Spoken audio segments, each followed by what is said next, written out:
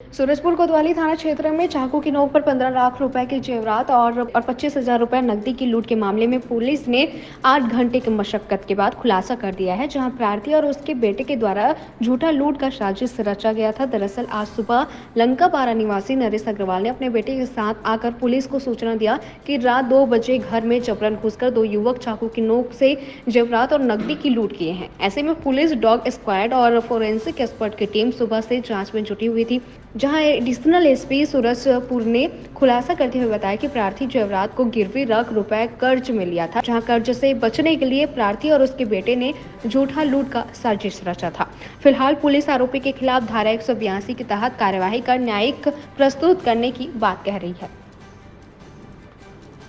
थाना सूरजपुर में आज नरेश अग्रवाल पिता बंशीधर अग्रवाल के द्वारा एक सूचना दी गई थी कि उनके घर में सशस्त्र 2 लोगों के द्वारा घुसकर जो है लूट की वारदात रात को 1 से 1:30 बजे के बीच कारित की गई है और उक्त दौरान जो है करीब 15 लाख रुपए के आभूषण और 25-30 हज़ार रुपये नकद की लूट की गई है।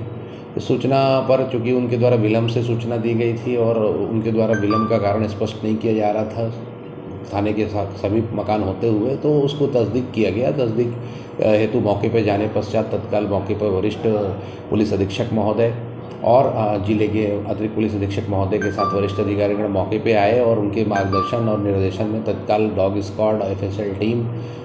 भी मौके पे पहुंची। अलग अलग टीमें बनाई गई थी। सीसीटीवी फुटेज आरोपियों के हुलिया के साथ में पूछताछ परिजनों से करने के लिए और पूछताछ और बाकी जो परीक्षण करने पे पाया गया कि जो उनके बयान थे वो विरोधाभासी थे। उनके द्वारा जो समय बताया गया है उस दौरान सीसीटीवी फुटेज और इलेक्ट्रॉनिक साक्ष्य पे वो सारी चीज़ें मिथ्या पाई गई थी। इस आधार पर ये निष्कर्ष निकाला कि उसके द्वारा जो दी गई सूचना थी वो फर्जी थी और उनके द्वारा भी हिकमत अमली से पूछताछ करने पर और सीसीटीवी फुटेज के पश्चात स्वीकार किया गया कि उनके द्वारा झूठी सूचना दी गई थी। इस